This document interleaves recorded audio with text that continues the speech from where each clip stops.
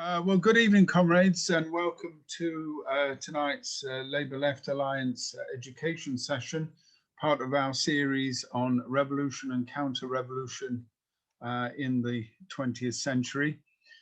We've got the second session tonight from Roger Silverman on the Russian Revolution. So obviously, as comrades who attended the first one will know, is a very important topic for the left. And along with the a number of sessions that we're doing on Stalinism, we'll cover some really important questions. So without further ado, I'll hand over to Roger.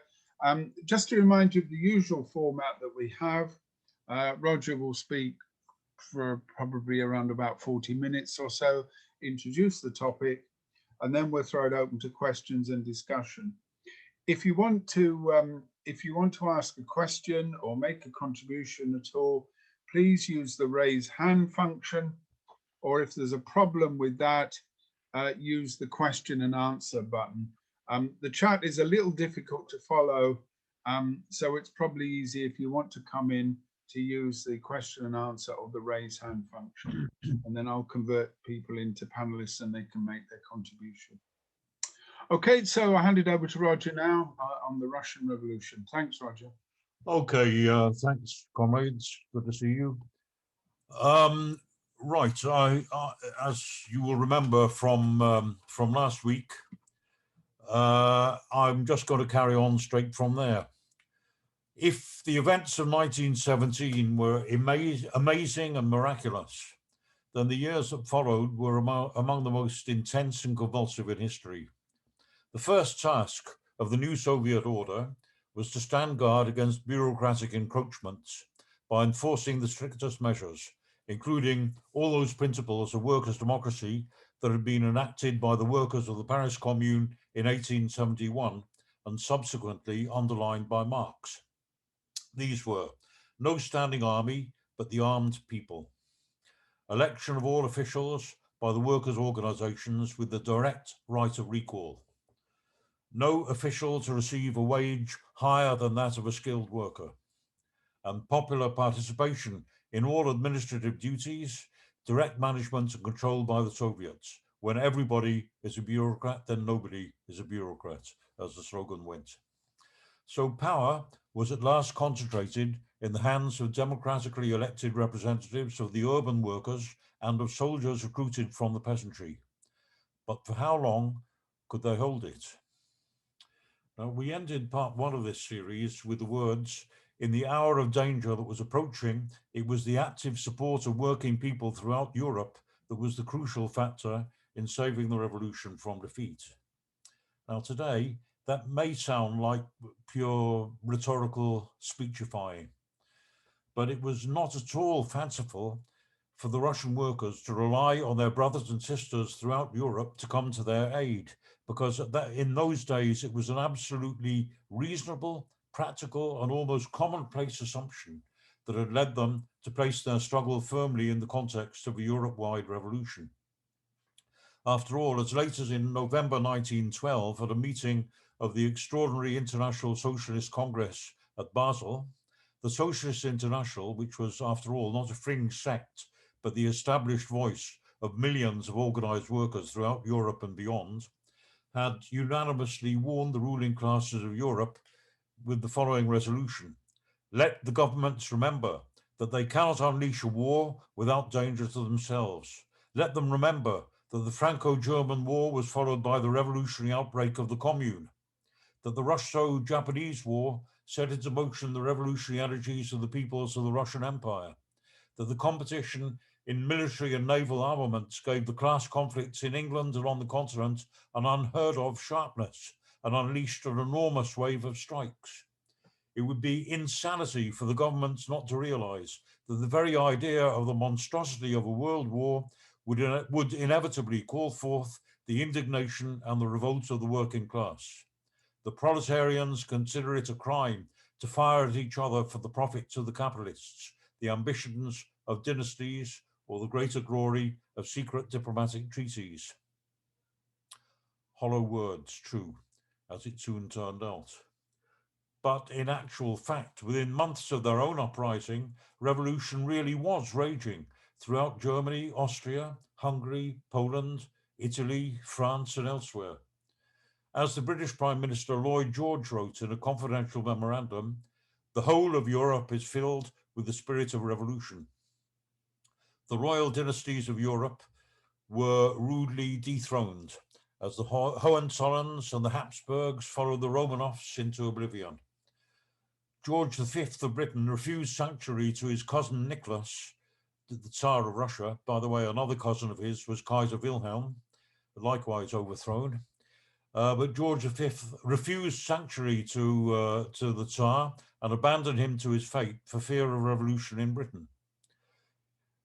In Britain, growing militancy was displayed in the general strike on the Clyde, the great mutinies among the British forces in France, the Triple Alliance of trade unions, the adoption by the young Labour Party of a socialist programme, the famous Clause 4, which was to define the party's socialist aspirations for the next 80 years, and the mass councils of action, which sprang up expressly to defend the Russian Revolution and impede the intervention, councils which Lenin called Soviets in essence, if not in name. So the mass of participants in the Russian Revolution understood that they were part of an international tidal wave. On the very day of the October Revolution, the resolution of the Petrograd Soviet affirmed its conviction that, quote, the proletariat of the countries of Western Europe will aid us in conducting the cause of socialism to a real and lasting victory. And in his classic eyewitness account, the American journalist John Reed recorded the common thoughts of working class Petrograd insurgents on the streets. As he put it, now there was all great Russia to win, and then the world. So the historic proclamation made the next day to the Congress of Soviets ended with an explicit call to the workers of Britain, France, and Germany to, again, quote, help us to bring to a successful conclusion the cause of the liberation of the exploited working masses from all slavery and exploitation. Lenin addressed the delegates at that Congress with the hope that revolution will soon break out in all the belligerent countries. Trotsky warned that if Europe continues to be ruled by the imperialist bourgeoisie, revolutionary Russia will inevitably be lost. Either the Russian Revolution will create a revolutionary movement in Europe, or the European powers will destroy the Russian Revolution. And Reed reports that those words of his were greeted with an immense crusading acclaim. And Reed gives ample evidence of the extent to which these internationalist ideas have percolated through to the working population on the streets. He quotes a Red Guard who, quote, plied me with questions about America. Are the American workers ready to overthrow the capitalists? He also quotes a soldier fresh from the front. We will hold the fort with all our strength until the peoples of the world arise. And then he addresses Reed directly, tell the American workers to rise and fight for the social revolution. And the way Reed describes the mood is he said, something was kindled in these men. One spoke of the coming world revolution of which we are the advance guard. Another of the new age of brotherhood, when all the peoples will become one great family. Even the peasants, illiterate, superstitious, steeped for centuries in veneration of Tsarism and Russian Orthodoxy, also became inspired. Their heroine, Maria Spiridonova, addressed their Congress days after the October Revolution. The present movement is international, and that is why it is invincible. There is no force in the world which can put out the fire of the revolution. The old world crumbles down, the new world begins. I'm giving all these quotes to emphasize that the international character of the Russian Revolution, not just in the minds of its leaders, but in the minds of all its participants, that they couldn't, there was no conception of building some kind of utopian society on the basis of semi-feudal Tsarist Russia.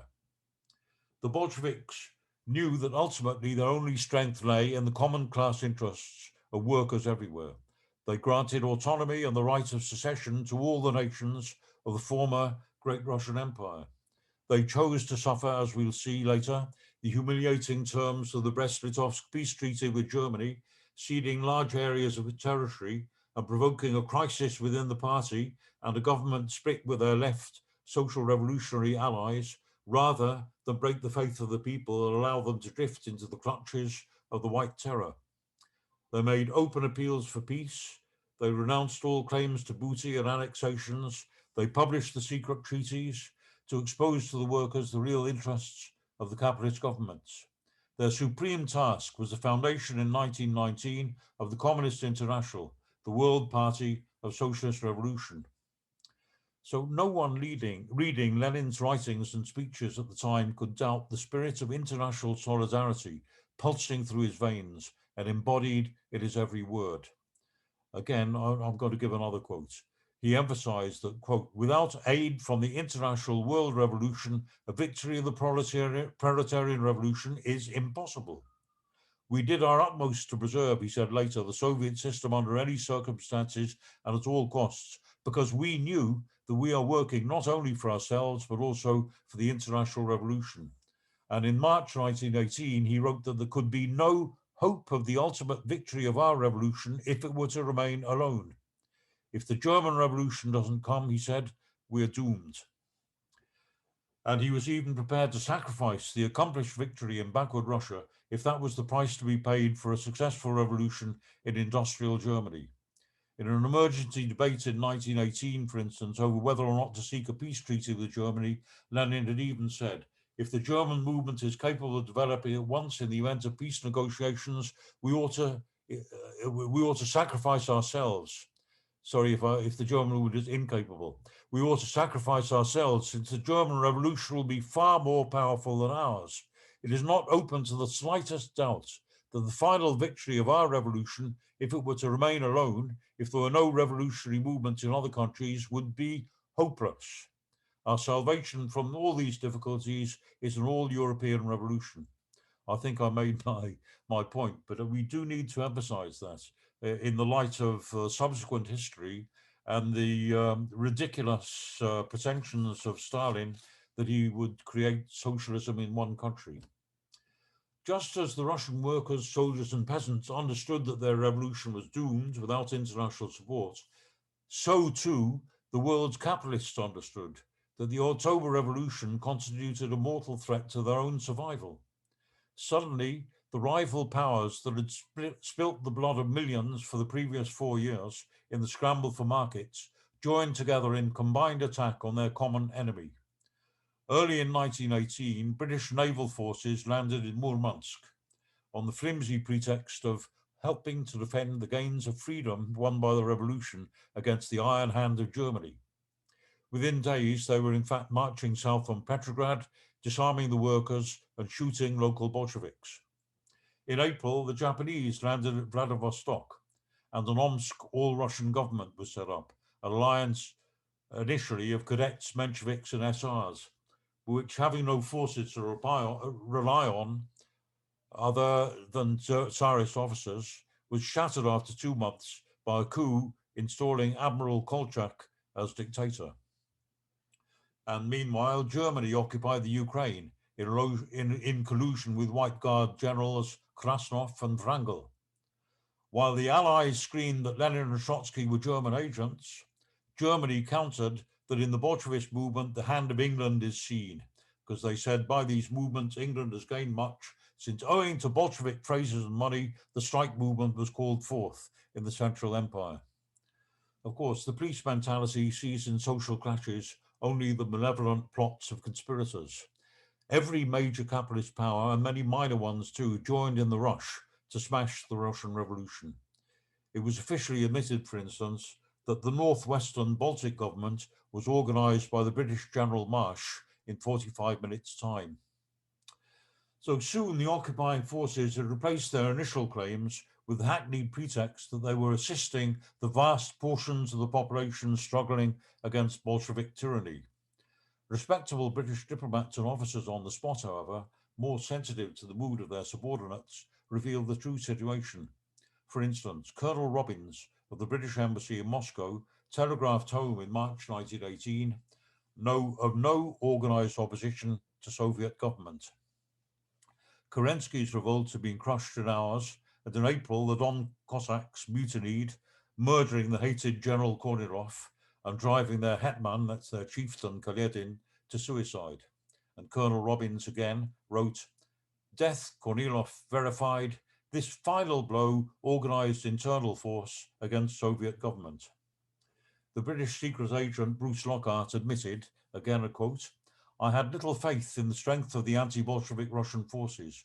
The one aim of every Russian bourgeois, and 99% of the so-called loyal Russians were bourgeois, was to secure the intervention of British troops and failing British of German troops to establish order in Russia, suppress Bolshevism, and restore to the bourgeois his property."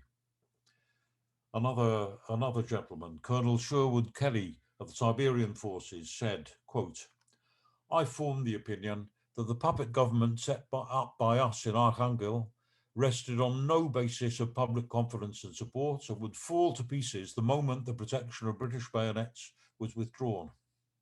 Another general, General Goff, recognized that, quote, "The Russians are determined to prevent the return to power of the old official classes, and if it is forced to a choice, which is what is actually happening at the moment, they prefer the Bolshevik government."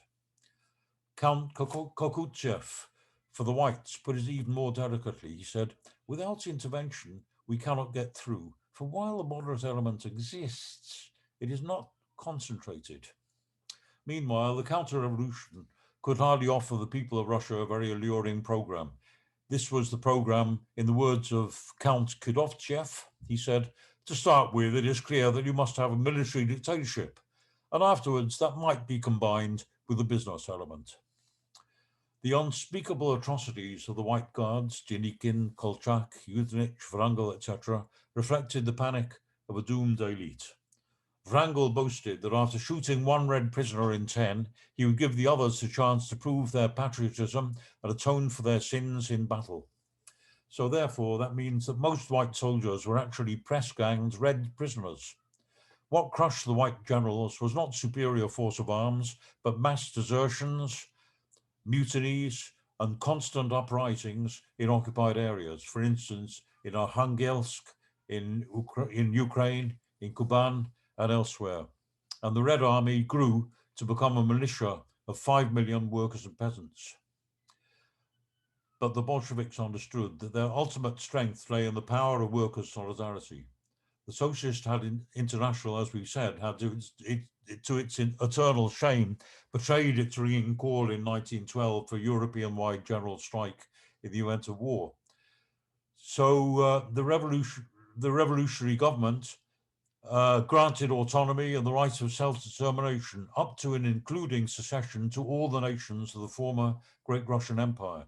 They made open appeals for peace. They renounced all claim to booty and annexations, and by publishing the Tsarist regime's secret treaties, exposed the real interests of the capitalist governments. The formation and victory of the Red Army was an achievement of almost inconceivable brilliance. Out of a starving, demoralized population, Trotsky assembled an army of 5 million that single-handedly defeated the 21 foreign armies of all the world's capitalist powers.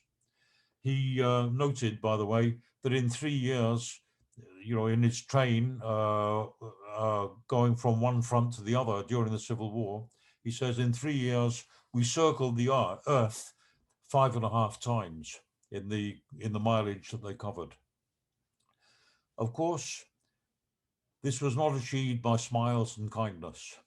Trotsky adopted a brutally harsh attitude. He told his troops, "I'll give warning that if any unit retreats without orders, the first to be shot down will be the commissar of the unit, and next the commander. Brave and gallant soldiers will be appointed in their places. Cowards, bastards, and traitors will not escape the bullet. This I solemnly promise in the presence of the entire Red Army." In one case, he recalls, "I appointed a field tribunal which passed death sentences on the commander, the commissar, and several privates." He said, "To a gangrenous wound, a red-hot iron was applied. I explained the situation to the regiment without hiding or softening anything. A number of communists were injected into the regiment, which returned to the battlefront with the new commanding officers and a new spirit. But having said that, harsh discipline alone was not what saved the revolution. Again, Trotsky's explanation. He conceded an army cannot be built without reprisals. Masses of men cannot be led to death unless the army command has the death penalty in its arsenal. But he said the strongest cement in the new army was the ideas of the October Revolution. And he gave one example. Those who failed to present themselves for conscription into the Red Army were known as deserters. It became necessary to launch a strong campaign against these absentees. The War Commissariat of Ryazan succeeded in gathering in some 15,000 of such deserters. So while passing through Ryazan, Trotsky said, I decided to take a look at them. The men were called out of their barracks. Comrade deserters, come to the meeting. Comrade Trotsky has come to speak to you. They ran out, excited, boisterous, as curious as schoolboys. I had imagined them much worse, and they had imagined me as more terrible. In a few minutes, I was surrounded by a huge crowd of unbridled, utterly undisciplined, but not at all hostile men. The comrade deserters were looking at me with such curiosity that it seemed as if their eyes would pop out of their heads. I climbed on a table there in the yard, and I spoke to them for about an hour and a half. It was a most responsive audience. I tried to raise them in their own eyes. Concluding, I asked them to lift their hands in token of their loyalty to the revolution. The new ideas infected them before my very eyes. They were genuinely enthusiastic. They followed me to the automobile, devoured me with their eyes, not fearfully as before, but rapturously, and shouted at the tops of their voices. They would hardly let me go. I learned afterwards with some pride that one of the best ways to educate them was to remind them, what did you promise Comrade Trotsky? So this is one example of how he won and inspired the Red Army. And also the Red Army had in its service tens of thousands of old officers. He said not less than 30,000, he said, and for every traitor, he said, there were 100 who were dependable. And again, a little quote from Trotsky's memoirs, which, by the way, are absolutely fascinating. If comrades haven't read My Life, as well as the history of the Russian Revolution, they have a treat in store. But this is another quote. In their own words, he's talking about the officers that he recruited to the Red Army. Many of them only 2 years before had thought of moderate liberals as extreme revolutionaries, while the Bolsheviks, in their eyes, belongs to the fourth dimension.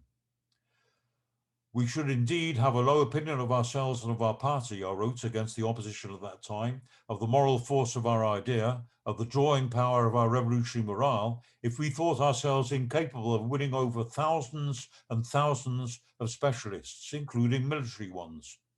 He says, we certainly achieved our end, but not without difficulty and friction. And Lenin also commented on this. He said, when Comrade Trotsky recently informed me that in our military department, the officers are numbered in tens of thousands, I gained a concrete conception of what constitutes the secret of making proper use of our enemy, of how to build communism out of the bricks that the capitalists are gathered to use against us. And as comrades will probably know the story, that so confident was Lenin in Trotsky's judgments in the course of the Civil War that he actually wrote Trotsky a blank check, a note saying, knowing the strict character of Comrade Trotsky's orders, I am so absolutely convinced of the correctness, expediency, and necessity for the success of the cause of the order given by Comrade Trotsky that I unreservedly endorse this order, and signed it Lenin. So the Civil War was won above all politically by the power of workers' internationalism. Once the intervention had begun, they greeted the soldiers of the invading armies, working class conscripts exhausted of themselves by years of war, with leaflets published in all their languages, explaining that they had been sent by their bosses to crush a workers' republic, reporting news of the revolution raging throughout Europe, and appealing for active support. And this had an immediate effect.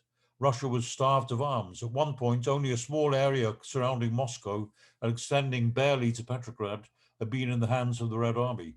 But mutinies broke out in the British, German, Czechoslovak and other armies, and in the French fleet stationed off Odessa. In Britain, the main contributor to the intervention, General Golovin, reported on his negotiations with Winston Churchill in May 1919. And he reported, the question of giving armed support was for him the most difficult one. The reason for this was the opposition of the British working class to armed intervention. The Trade Union Congress condemned the Siberian occupation in September 1919, and Siberia was evacuated within days.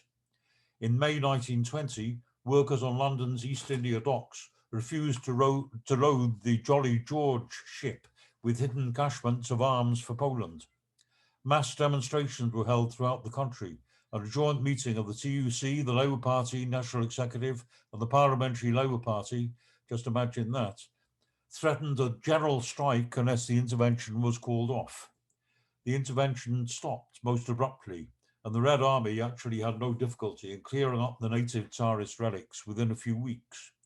So at incredible cost, indescribable cost, for the moment the revolution had survived.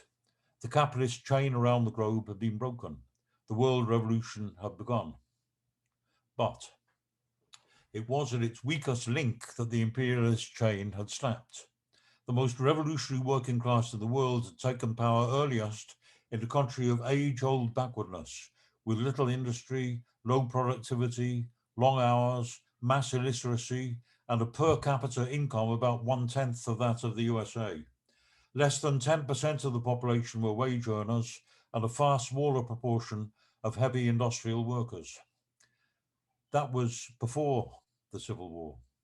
3 years of savage civil war had aggravated conditions still further. In 1921, industrial production was down to 1/9 of the 1913 figure. Agricultural produce had slipped below the pre-1900 level. 7 million homeless orphans roamed the streets. The people were starving. The peasants, thirsting for private land and fair prices, were becoming restive once the immediate danger of Tsarist restoration had been removed. The country had been forced to the stark emergency restrictions of war communism. Communism in a besieged fortress, as Trotsky had described it.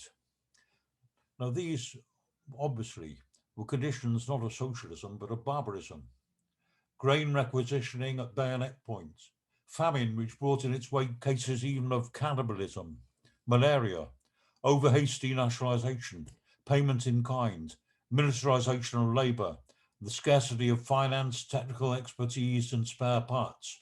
This was part of the terrible price paid to save the Soviet Republic.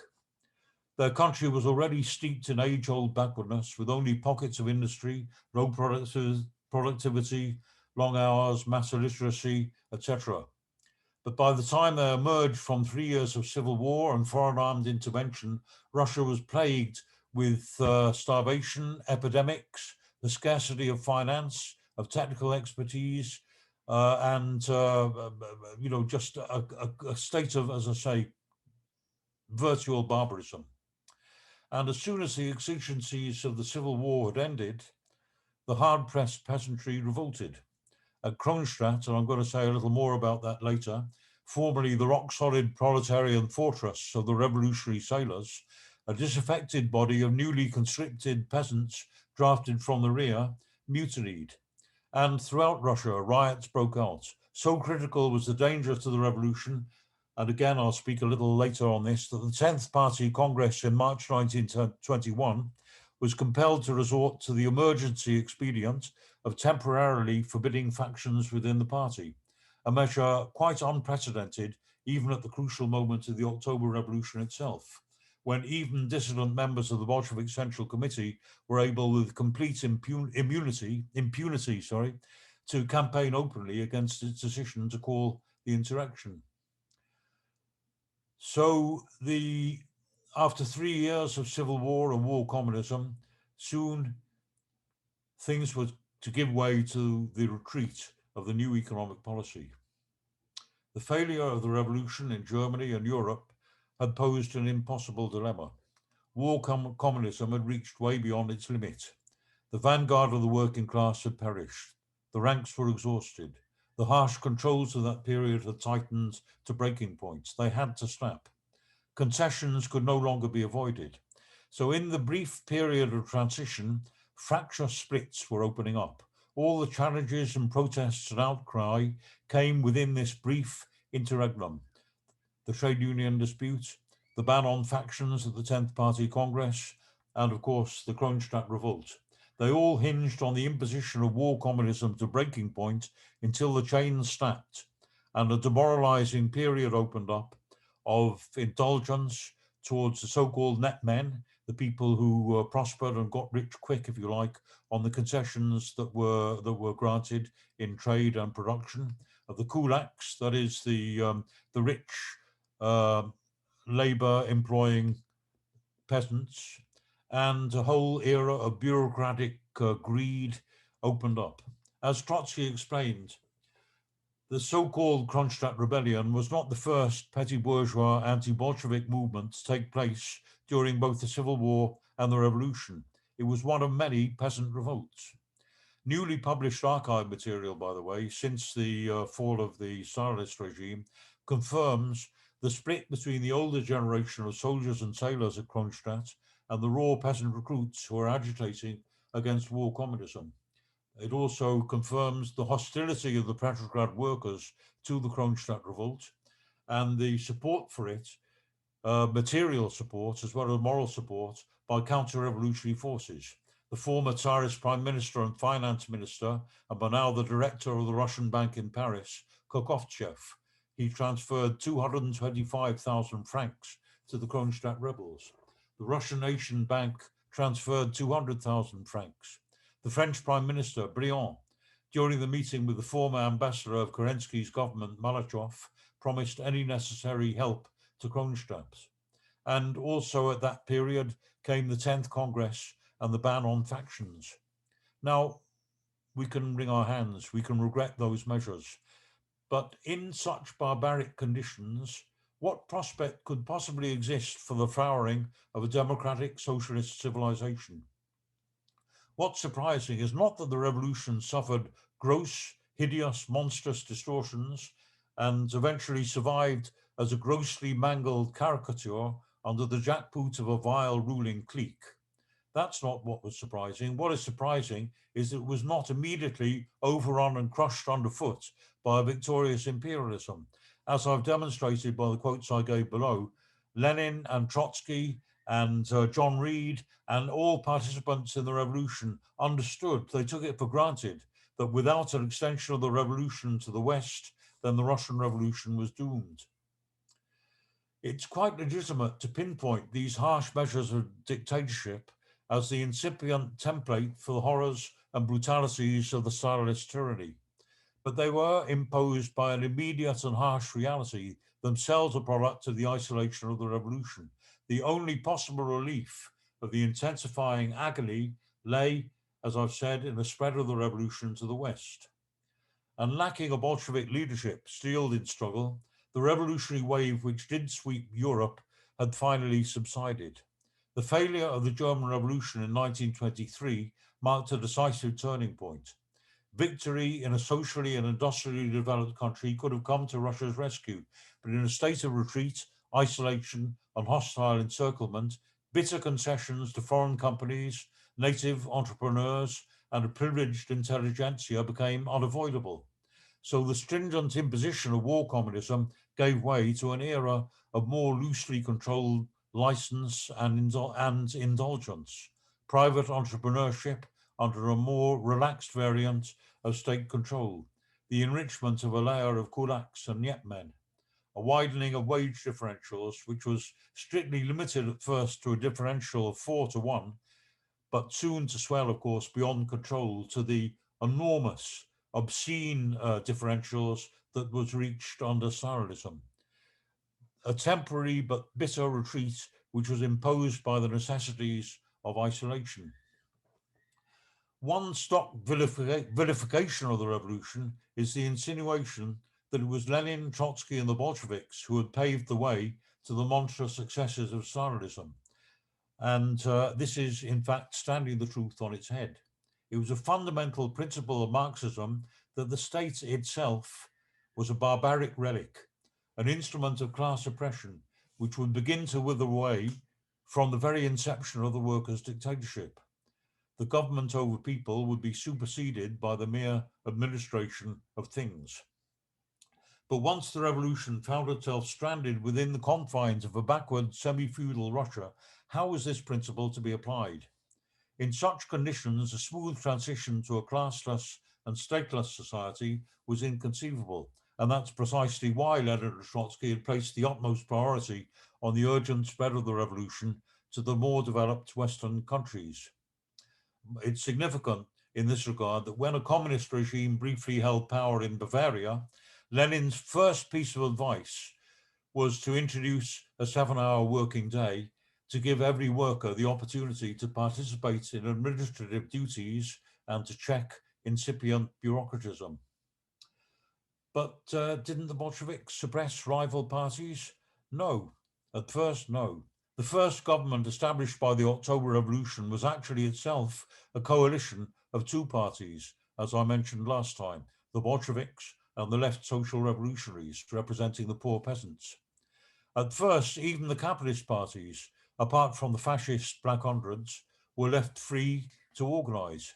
It was only under conditions of civil war and armed attacks by saboteurs and counter-revolutionaries that the Bolsheviks were compelled to impose an emergency temporary ban on other parties. Temporary, of course, in their conception, but it became permanent under the grip of the Stalinist bureaucracy.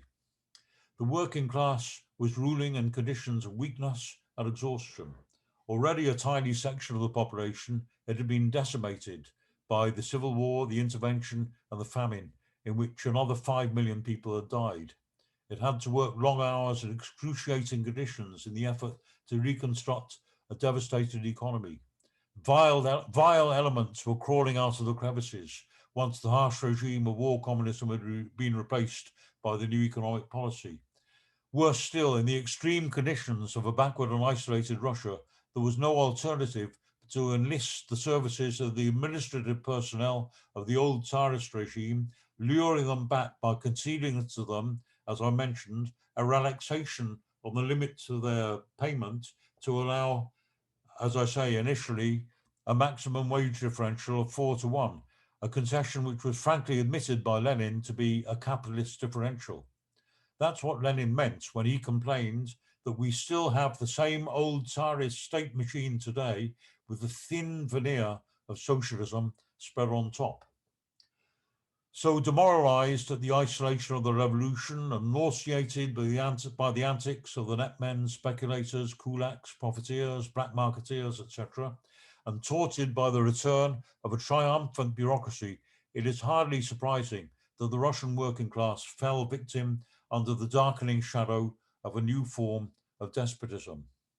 In such conditions, the party itself drowned in a cesspool of careerism. It was the sly and ambitious mediocracy Stalin, who had previously been described by one of his contemporaries as a, quote, grey blur. He was a perfect personification of the resurgent bureaucracy, who surreptitiously accumulated more and more administrative power into his own hands. And of course, our comrade Matthew, in the next part of this series, is going to go further into explain how the bureaucracy crystallized and developed and in the end strangled the revolution. Speechless on his deathbed after an unsuccessful assassination attempt and subsequent strokes, Lenin conducted a desperate struggle to the last against Stalin and the emboldened bureaucracy that he represented. Increasingly aware of the powerful machine he was constructing, the blatant growth of careerism and corruption, and even the deception and intrigue that Lenin personally suffered at Stalin's hands, Lenin broke off all relations with Stalin, formed a bloc against bureaucracy with Trotsky, and sent a testament to the party congress urging Stalin's removal from his post, which was suppressed. Lenin's widow, Krupskaya, commented as early as 1927, if Vladimir Ilyich had been alive today, he'd be in one of Stalin's jails. Stalin didn't create the reaction, he was its most lethal expression. And once created, he prolonged it. Bureaucratic degeneration was inevitable, as I've explained, given the isolation of the revolution and the weakness of the working class. But it led Stalin inexorably along the road to the murder of all his comrades, the enslavement of the Russian working class, and the outright betrayal of the world revolution. The shrewd Georgian proceeded pragmatically, taking the line of least resistance at every turn. And this made him as ideal a focus for the Soviet bureaucracy as Lenin and Trotsky had been outstanding leaders of the revolutionary working class. The nonentity who had hypocritically donned the mantle of Lenin was to transform himself not into a revolutionary leader, but into an Oriental despot. To create a society founded on the principle, from each according to their ability to each according to their need, it must have at its disposal highly developed technological resources capable of providing for the needs of all. Where there is shortage, there is inequality. Marx had said, a development of the productive forces is the absolutely necessary practical premise of socialism, because without it, want is generalized. And with want, the struggle for necessities begins again. And that means, this is Marx's words, and that means that all the old crap must revive. When a policeman, in other words, is needed to control a food queue, in Trotsky's words, he will always see to it that he eats first and best. In the peculiar circumstances in which the revolution was isolated for a whole period to backward Russia, far from withering away, the state rose to domination over the masses. For the workers, the only solution was the world revolution, but for bureaucrats with a stake in the status quo, it was socialism in one country. Their privileges and power were after all secure. I'm going to finish just by reminding comrades that it's worth remembering that in earlier days, for all its devastating burdens, the planned economy did boast miracles of economic transformation. To take a measure of what was achieved, in the 50 years starting from 1913, the highest point of the Russian pre-revolutionary economy, Russia's share of world industrial output had soared from 3% to 20%. Total industrial output had risen more than 52 times over. The corresponding figure for the USA was less than 6 times. In the same period, industrial productivity of labor had risen by 1,310% compared to 332% in the USA, and steel production from 4.3 million tons in 1928 at the start of the first 5-year plan to 100 million tons. Life expectancy had more than doubled, and child mortality dropped 9 times. Soviet Russia in its heyday produced more scientists, technicians, and engineers every year than the rest of the world put together. Of course, under the creaking machine of the corrupt and criminal bureaucracy, the economy ground to a halt. Everything became stale and poisoned, and it led to the complete collapse of even that horrible, deformed, bureaucratic, Stalinist distortion of a worker state that had been bequeathed to it. But nevertheless, those achievements that I mentioned are even more startling than they seem. That during that same period, Russia had endured 2 world wars in which up to 25 million lives were lost, 1 civil war, 1 defensive war against 21 armies of foreign intervention, 2 devastating famines, the paralyzing convulsions of the Stalinist purges, and the constant dead weight of heavy-handed dictatorship. Steady growth had been confined to the period between the start of the first 5-year plan in 1928 and the beginning of the Stalinist terror in 1937, followed by the outbreak of war in 1941, and then after post-war reconstruction from 1950 onwards, hardly, in other words, a quarter of a century in all. And all this had been achieved in the teeth of Russia's handicaps, a heritage of backwardness and illiteracy, a hostile capitalist encirclement, and of course, a vast, murderous, parasitic bureaucracy clinging onto its back. History has seen countless working class uprisings. The Paris Commune in 1871, Germany in 1918 to 23, Barcelona in 1937, France in 1968, and many more. and Russia in 1917 remains an inspiration, irrespective of the deformities which ultimately crippled it. It remains a historical testament to the truth that another world is possible. And now, more than ever, another world is not only possible, but vital and necessary for the preservation of the human species. In every continent today, a new generation is waking up to the reality that the only future it faces under capitalism is one of poverty, homelessness, hopelessness, discrimination, environmental destruction, and war. Millions of people are in revolt, casting around for alternatives, sometimes seduced by false demagogues, but increasingly determined to find a road to change. Those commentators who used to scoff at the idea of revolution are today falling silent. During the recent period of the Greek upsurge, an opinion poll was taken. 33% of the population, or of the canvassed population, called for revolution. In the USA, in recent surveys, 54% of respondents voted yes to the idea of a political revolution to redistribute money from the wealthiest Americans.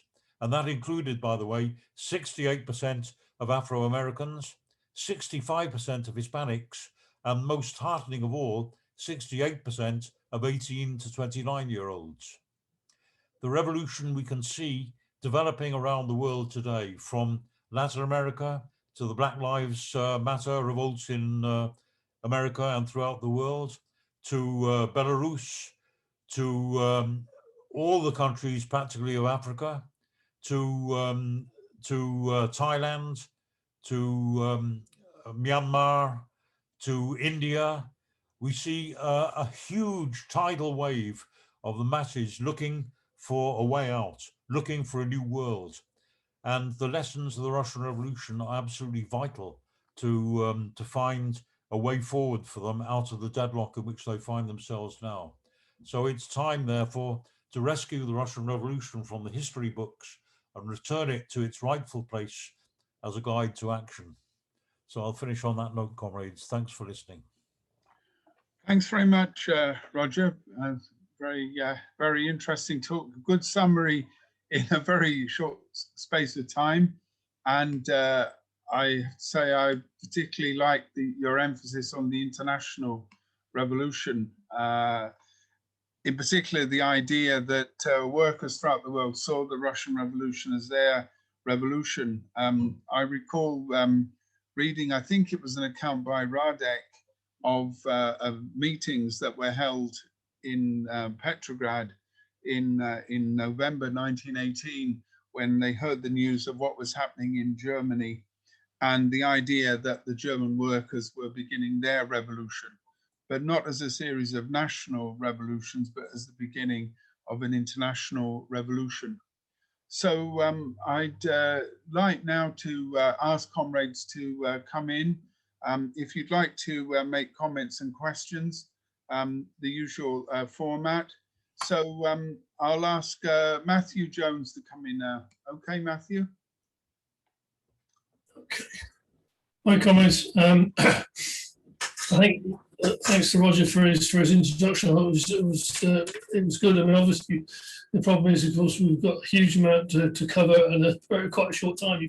You could easily spend a whole day discussing the development of the Russian Revolution and have plenty left over.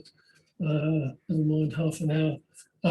I think the one element that I would point to that really is that's also important is the development of the international, and the fact that obviously the impact of the first World War was to destroy the Second International as any anything other than obviously an accumulation of traitors and those who would basically fulfill a role in dragooning the working class into the war and subsequently preventing any upsurge of the workers and form as they still do a guard for the proletariat, for the capitalist class against the proletariat.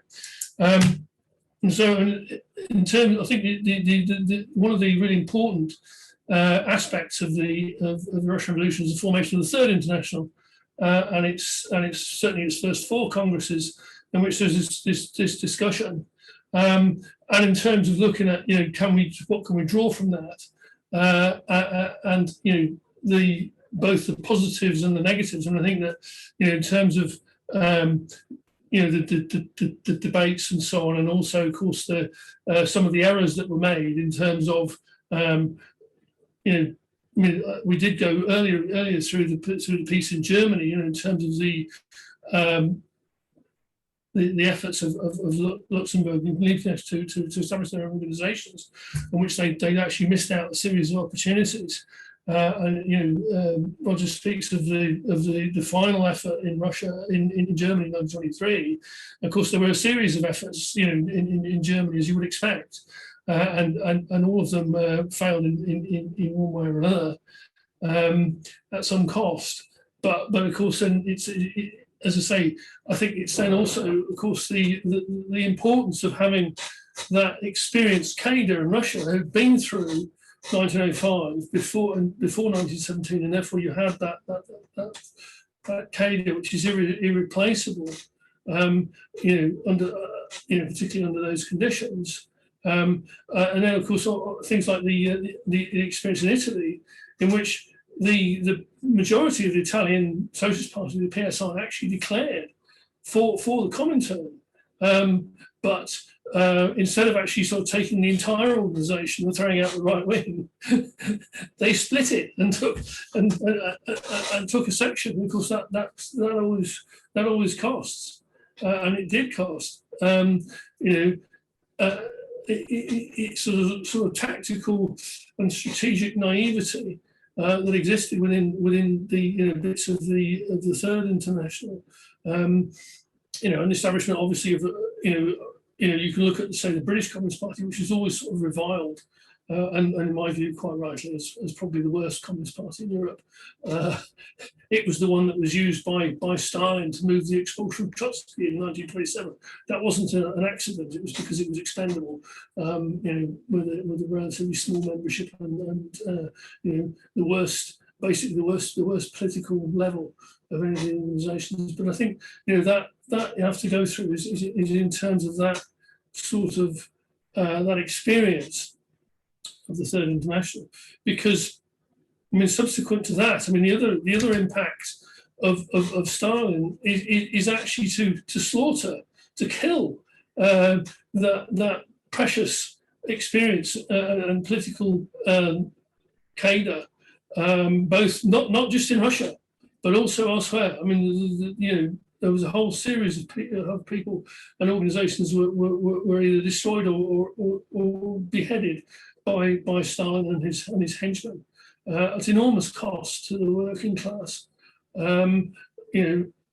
Which means that we are where we are doing now, because it's actually the Stalinists who formed the more actually than the Social Democrats, who formed the bulwark against proletarian revolution, and it's which should have actually in many ways in history should have happened before now, but because of the vagaries of history and the impact of particularly of Stalinism, it has preserved a sort of a weakened and deformed capitalism to what we have now.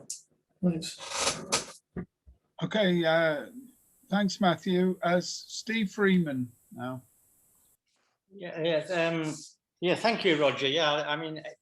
Obviously a lot of what I listened to there I agree with. So I want to really focus on, I think, some of the key points where there are differences. And I think one of the problems of both Trotskyism and Stalinism is that they've always have misunderstood what the Kronstadt Rebellion was all about. And one of the reasons why they misunderstood it was because they didn't understand the importance of democracy to the working class and to the process of working class liberation. It wasn't that important to them, and therefore we could do without it. And that's fundamentally been a strain that's gone through Trotskyism and Stalinism, right the way I'd say down to the present, because we've never come to grips with what actually happened in 1921. And I would put the Paris Commune and Kronstadt and Barcelona and Hungary in 1956 and Paris, all city rebellions having a similar character to them. Now, if we go back to November 1920, because that's where the story really begins. In November 1920, the revolution, the democratic revolution, had been won by the victory of the Red Army. So I'm completely at one with that. There was a victory. The Republic had been saved, but it was in a hell of a mess. I think we're all agreed on that.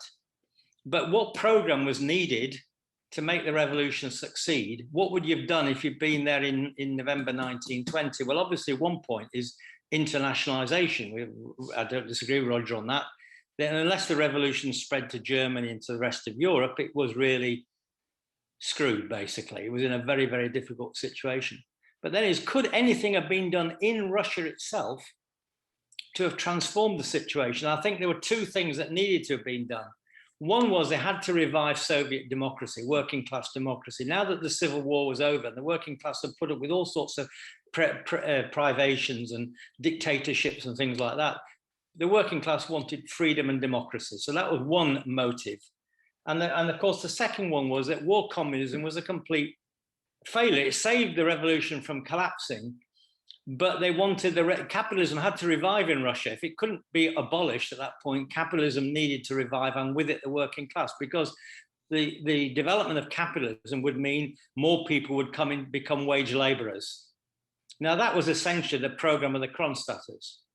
It was a program of reviving Soviet democracy, having elections to the Kronstadt Soviet, and deregulating the completely strangulation that war communism had over them. Now, Lenin, of course, eventually took the new economic policy, took part of the Kronstadters program into his own. And it showed that capitalism did revive, the working class did revive after that. But the problem was there was no Soviet democracy to keep a control of it. So when you had the new economic policy without democracy, then you got bureaucracy. It was a Stalinist bureaucracy that grew on top of the new economic policy as the only force that could do that. So I think the Kronstadt program was essentially correct, that Lenin took only part of it, but not the democratic bit. And I think that was a serious failure that came along, because and you have to remember that Kronstadt didn't begin in Kronstadt. It began with strikes in the other parts of Russia, well, particularly in Petrograd. The workers went on strike for better wage. They wanted better wages and conditions than they got. And it was the Kronstadters who went to Petrograd, made links with the Petrograd strikers, and then took the message back to Kronstadt and said, we want to elect our own commissars. I believe it was entirely possible that the Bolsheviks could have negotiated with the Kronstadters and incorporated that idea of democracy into their program, but they didn't do that. So the first split in the Communist Party was the split between the communists that were in Kronstadt and the communists that were in. So it was a split within the Communist Party. That part of the Communist Party fought in Kronstadt against another part of the Communist Party. That was the beginning of the counter-revolution. And then, as you mentioned, then the ban on factions came in the 10th Party Congress. So that spread right into the Communist Party itself. And it never recovered, by the way, from that point. Trotsky ended up becoming himself a victim of the very process that he had sort of set in chain. And it's absolutely true, of course, as you say, that the imperialists wanted to exploit Kronstadt, and they would have put money into it and do what they could. Of course they would. They would exploit any split in the revolution. But that doesn't mean you have to go and kill everybody in Kronstadt in order to stop that. It didn't work in the end anyway. So Kronstadt was the counter-revolution within the revolution. And Trotskyism and Stalinism have never come to terms with that in the whole of that period. And because if it does, it starts to value the importance of Soviet democracy, which is all really the Kronstadters were trying to get. So I don't think you can just dismiss Kronstadt as a bunch of peasants, or just simply that the imperialists were going to exploit it. I don't think those arguments really stand up at all. So I think that's what has to be understood. The revolution could have been revived from Kronstadt instead of being destroyed by Kronstadt, which is what it was. Okay, thank you. I'll stop there. Okay, thanks, Steve. I'll ask Dave Hill now, and then we'll hand it over to Roger to make a response. Right, can you hear me, comrades? Yeah, well, you can hear you, Steve. Yeah, sorry, good. Dave. Okay, I don't want to make a comment on what Roger has been saying, other than the fact that I really enjoy it. I too found the comments on Kronstadt tendentious, and I would like to know more about that and about the objections and the different Marxist perspectives on Kronstadt. But that's not the point I want to raise. The point I want to raise is this. I think that this series, this Labour Left Alliance educational series, this one in particular, is so useful. I know that most organisations, I'm in anti-capitalist resistance, but I know that anti-capitalist resistance, Counterfire, Socialist Worker, SP, Socialist Alternative, they all publish stuff, either 1,000-word articles or I would hope that this particular series, being so knowledgeable, so useful, so politically, ideologically useful as well, would be published as a book. It could be annexed. I happen to be a small, that's not necessarily only in stature, publisher. And I'm not offering to do this, although I could.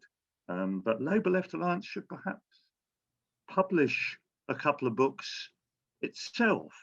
I would be interested in this series, but within this series, I think it would also be useful to, and I mentioned this at a previous contribution, to look at other revolutions of 1918 and other like I know a little bit about the Finnish war between Red Finland and the Whites, and the Bela Kun revolution in Hungary, and most importantly, the German revolutions, communist revolutions.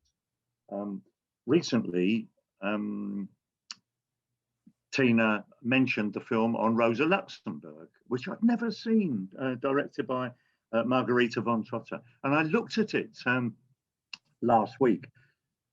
My God, I've read a bit of Rosa Luxemburg. My God, did it seem faithful to what Rosa Luxemburg stood for?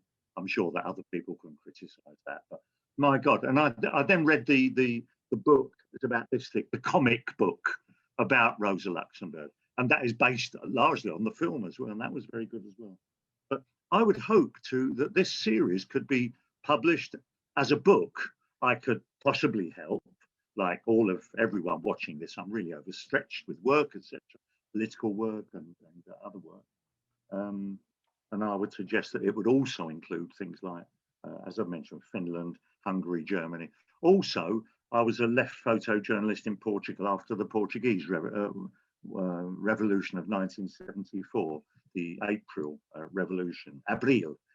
So that could be included in France in '68, Spanish Civil War. I just think we do really good stuff in Labour Left Alliance, but and these educationals are really good, but I think it could spread in the ideas and the existence, of Labour Left Alliance more widely if we had a book or a book series. I'll end up by thanking Roger for really stimulating and well-researched. I know Roger's been at it for, I think Roger and I, you and I met in Brighton. You were a student at Sussex University, weren't you? I think I went to one of the first militant meetings ever, a reading group. After that, I didn't. I was never a member of Militant or the SP. However, I think I met you about 55 years ago, and I'd like to thank you for your lifelong contribution to to Marxism and in particular for these talks that you've just given. Okay, thanks, Dave. I'll just hand back to Roger now to make some comments on the contributions so far. Oh, well, okay. I agree with everything that Matthew said. Of course, Lenin called the malady that affected the early incipient or nascent communist parties of the time. He called it left-wing communism an infantile disorder.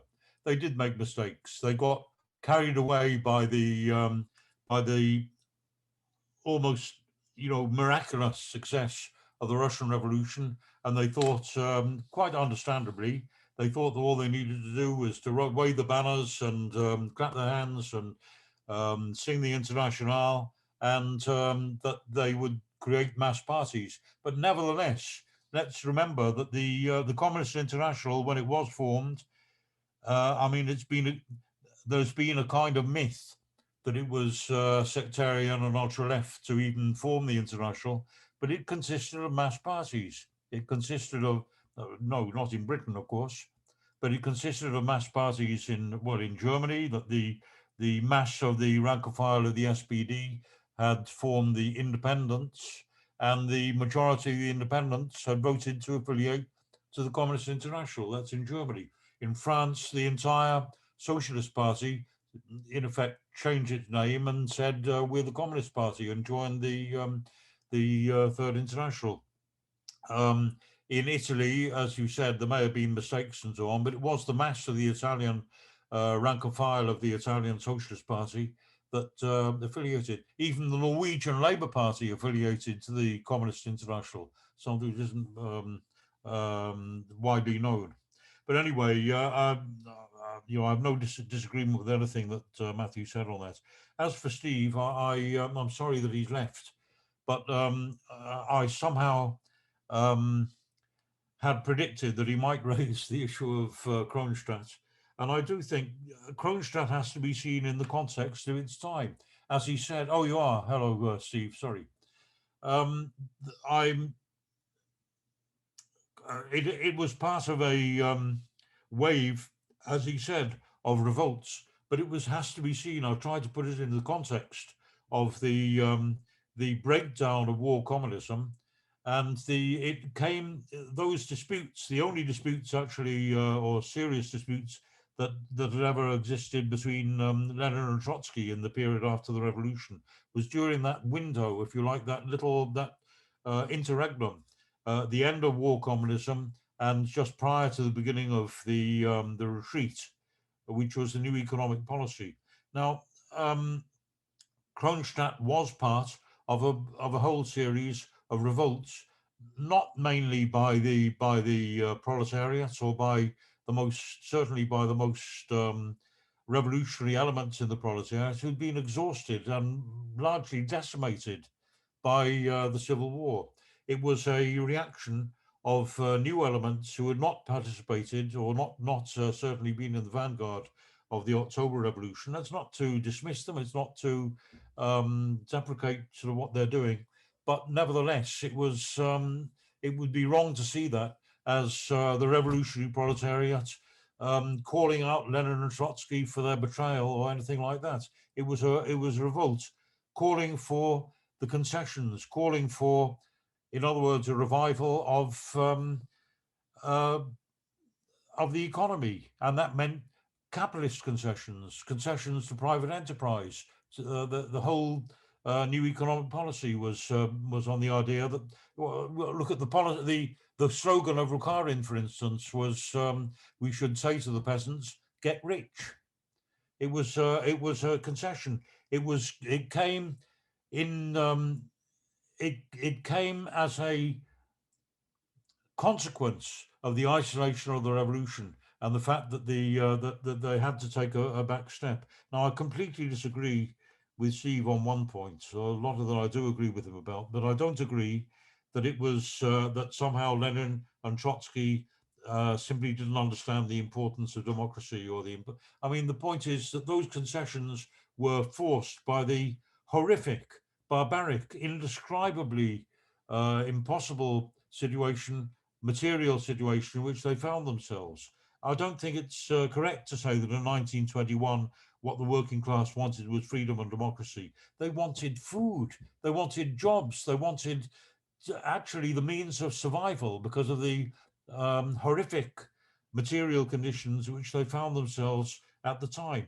I think, the implication of what Steve is saying is that the reason why Russia became an undemocratic or despotic or dictatorial society was simply because of false policies, and that it was not related to the material situation in which they found themselves. And that's completely the opposite of what I was trying to argue, that we can only understand the Russian Revolution as part of a worldwide phenomenon.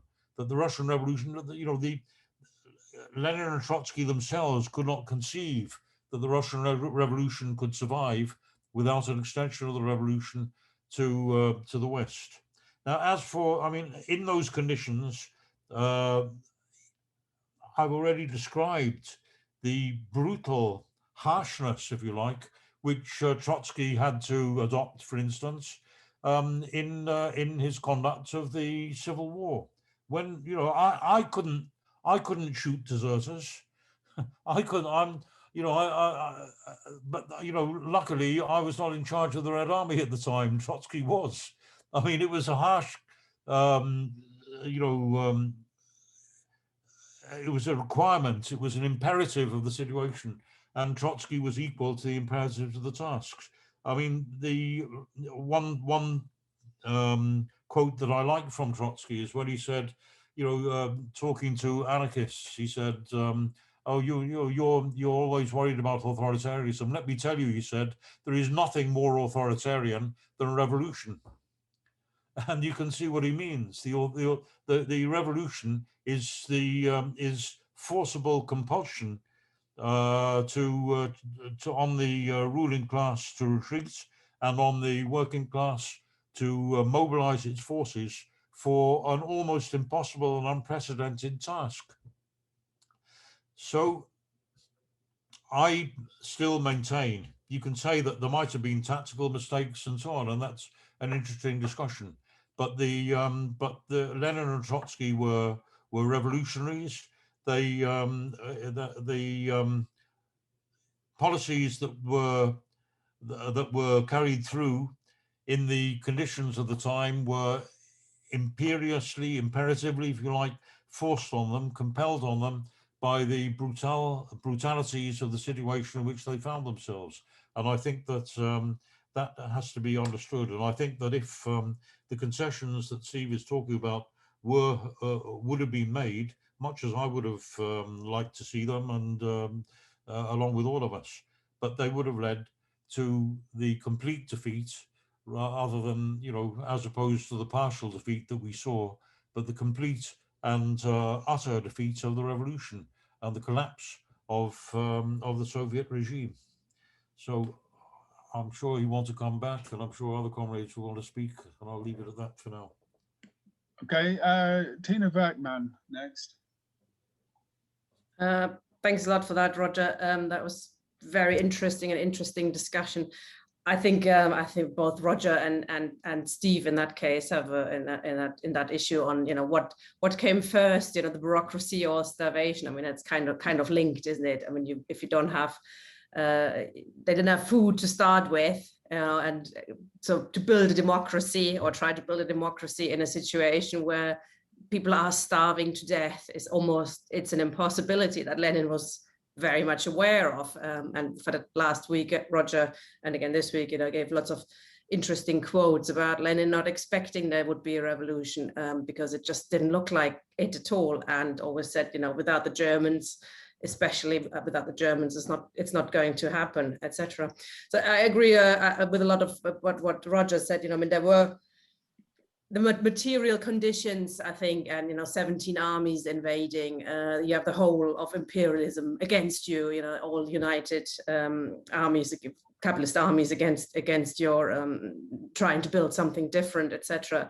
That's not a good starting point, is it? To build a society that's based on freedom and democracy, etc. It's in fact it pretty much makes it impossible. But it wasn't much of a choice, is it? We heard last week that the Bolsheviks were very hesitant, knowing well aware what could happen and what was likely to happen.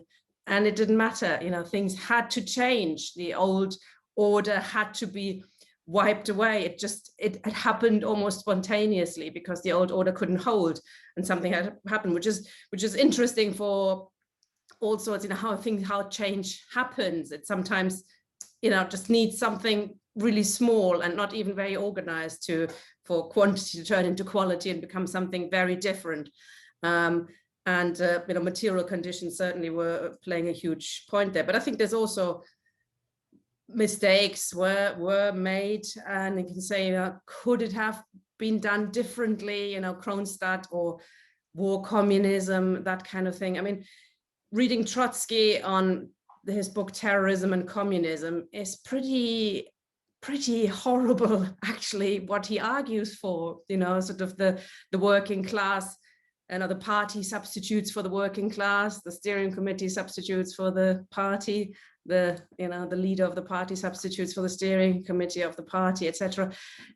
Explaining all of that and justifying all of that. I mean, it's part of a particular period, etc., and you can understand why, etc. But I think, sometimes there were decisions were made into semi-principles. That's how it has to happen. That's what communism or socialism will be like, bloodthirsty and horrible, etc. And I think that's a problem in the sense that we're still suffering from that today, not just on the left, that the left is, in terms of democracy is solely lacking in its own structures, as well as fighting for democratic demands, etc. But also, I think what the Russian Revolution led to, I mean, it was our greatest achievement of the working class, but it's also kind of led to our biggest problem, hasn't it? Socialism for 100 years now has been associated with Stalinism. That's what socialism will do. That's what you get if you try and make a revolution. Do you want that? Do you want another Stalin, etc., etc.? So it's been a huge problem for us as socialists to, on the one hand, defend the Russian Revolution, but on the other hand, also say, well, we're not Stalinists. Maybe we're Leninists or Trotskyists. I think mainly because of Trotsky's work actually on terrorism and communism, I would have trouble calling myself a Trotskyist. I'm more of a Leninist in that respect. But it was all of its time, and you can sort of explain and etc. But it is a a sword with two sides, isn't it? It's our greatest achievements and one of our greatest problems.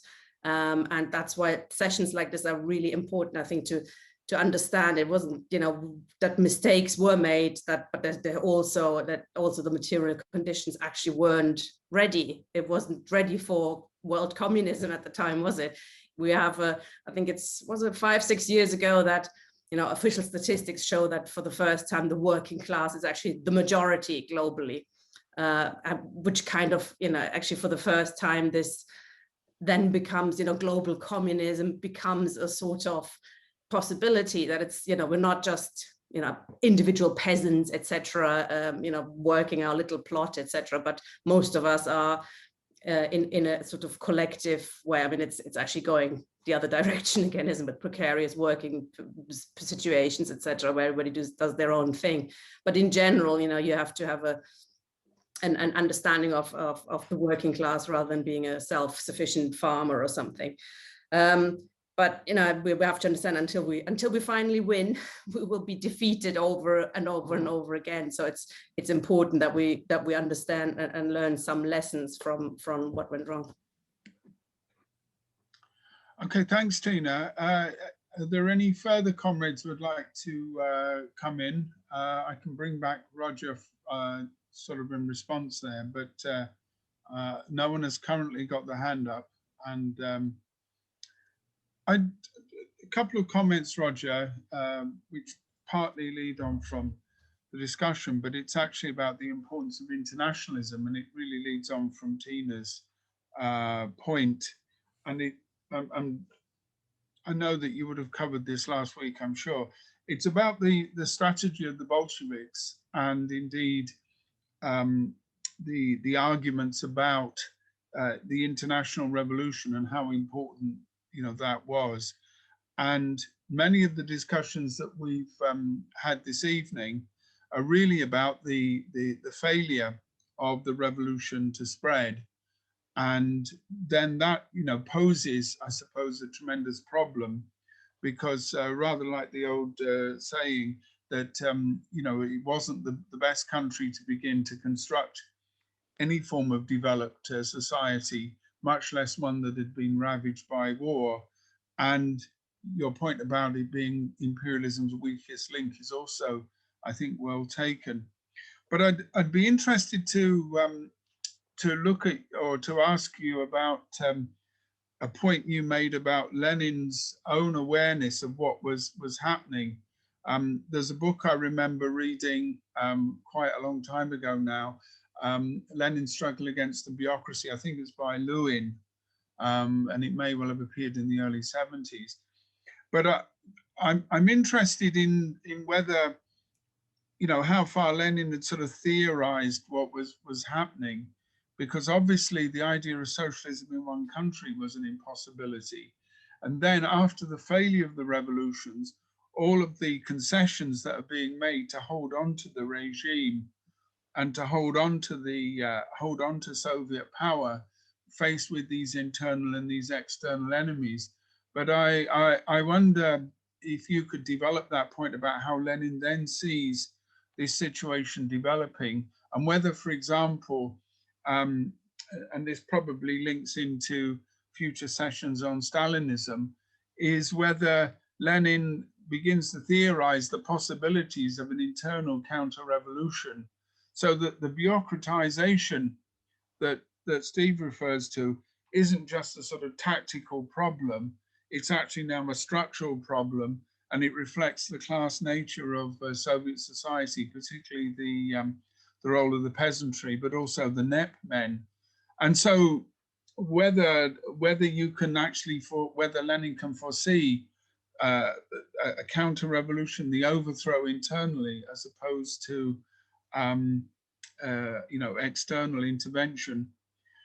The other small point I would make, although I think it's quite an important one, is this idea of learning from history. And I think we probably don't have you know, time in this particular session, but it might be worth following up in other sessions, is how far the strategies that are adopted, you know, remain models of more general application. And by that, I mean that whether a socialist revolution in an advanced capitalist country, which has, for example, greater productive resources, has a different proletariat, whether what form that takes, and the lessons from the Russian Revolution on that. It's again an important point, and you know, comrades who've been around the movement for any length of time at all know that accusations that that we're all Stalinists, that we're all in favor of dictatorship, all in fact throw back to this Russian revolutionary period, when it's under the counter-revolutionary attack internally and externally. So that do we take, for example, a model that was applicable in a revolutionary situation in the sort of circumstances of the time? Do we take that, or do we say that it would be a very different type of revolution in a more developed capitalist country? Partly links into the sort of questions that Steve asked, but it's also, I suppose, the idea of learning consciously from history, and in particular to see the different context, and also, I suppose, the changes in world capitalism that have occurred since that period. Anyway, those are a few comments, and I've got another comrade who wants to come in. I'll just try and find them. Janet Bennett.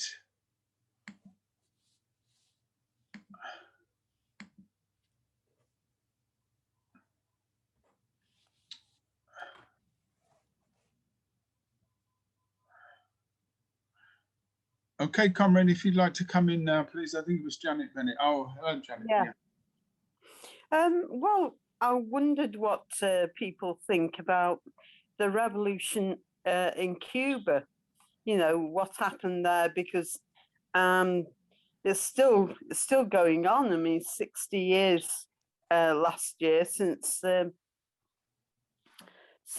revolution, and so I mean that's been successful, even though the Americans have, you know, put the blockade on Cuba for the last, you know, 50 odd years, and so that's I think that's actually relevant to the historical context question, because, you know, every era is going to be different, and in every country, like you've got what's happening in certain South American countries like Venezuela and Ecuador, Bolivia, and so each one appears to be special,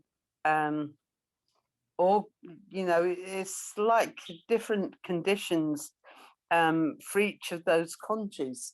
But you can have success, as has been proved in Venezuela with first Chavez, and then with Maduro, who's managed to keep in power in spite of the imperialists trying to install Guaido.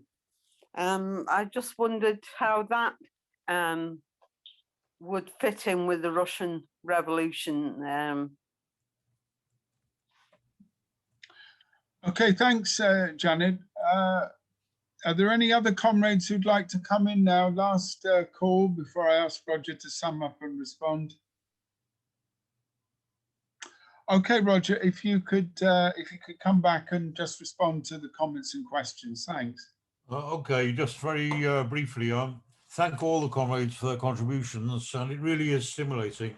And I do think that the Labour Left Alliance really deserves praise, because there's not many places where people who come from different organizations and slightly different traditions can actually come together and have a political discussion and a theoretical discussion like we're doing.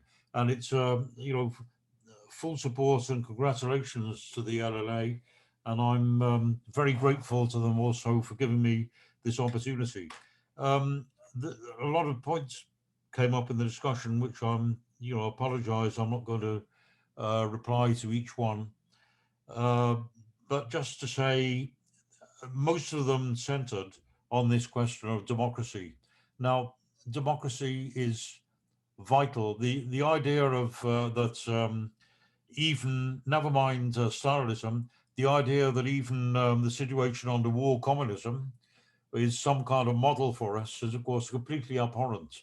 There is no way. You know, we're talking about Russia, and we're very much talking about the conditions and the limitations of a socialist revolution in a country which was backward, where 90% of the population worked on the land, where it was where actually not only worked on the land, but still largely on the basis of medieval wooden plows. But the working class, as I explained last week, was actually very, you know, materially advanced. I mean, in that a far bigger proportion of the working class in Russia were working in super modern factories with the latest, most advanced technology. You know, and by the way, I would like to draw the analogy again. China. I mean, in China, we're seeing again a working class, a huge working class of tens of millions, which has been uprooted from the countryside and found itself in the most modern conditions of production. And you know, they also are learning the lessons of proletarian organization, of strikes, and I think the great hope for humanity is that the Chinese proletariat will be able to play the same role as the Russian proletariat did in founding the Third International. And let's go back, the German proletariat in creating the Second International, and the British proletariat largely in creating the First International. That really a whole new era in working class history could be about to be born. But that's a little bit of a diversion from the points that were raised in the discussion. But I thought I'd like to make that point. But the question is that the democracy, which we all wish had been there in the times of, never mind of Stalin, but the times of the new economic policy and the times of war communism and so on, which were impossible in the conditions that existed. Of course, that's not our model.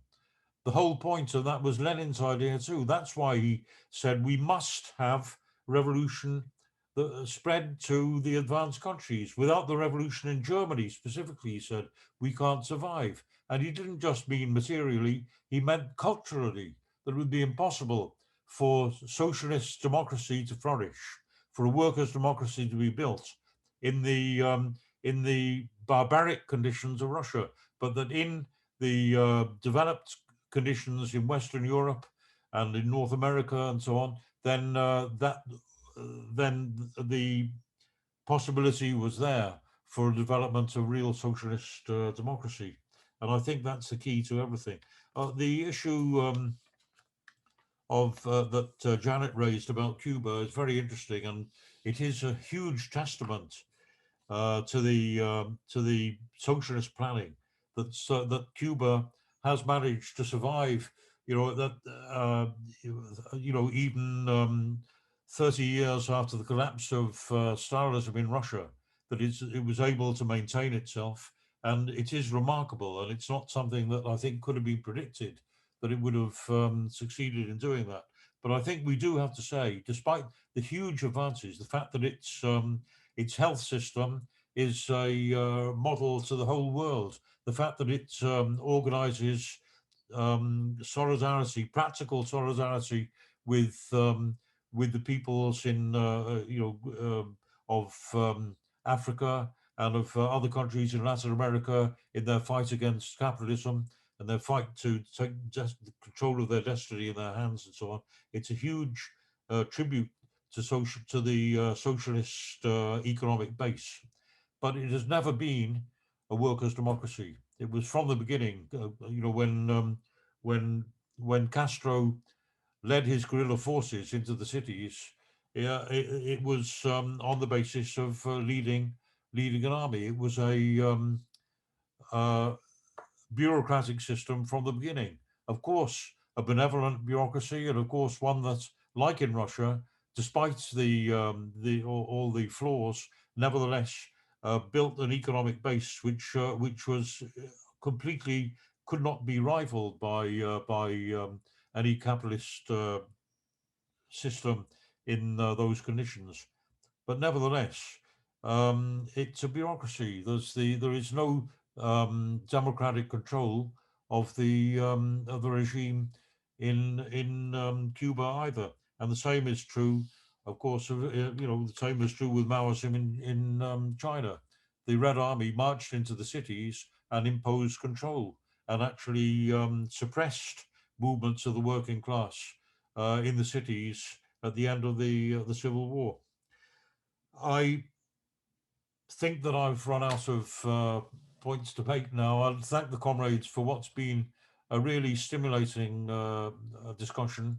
And as I say, congratulations to everybody for their participation.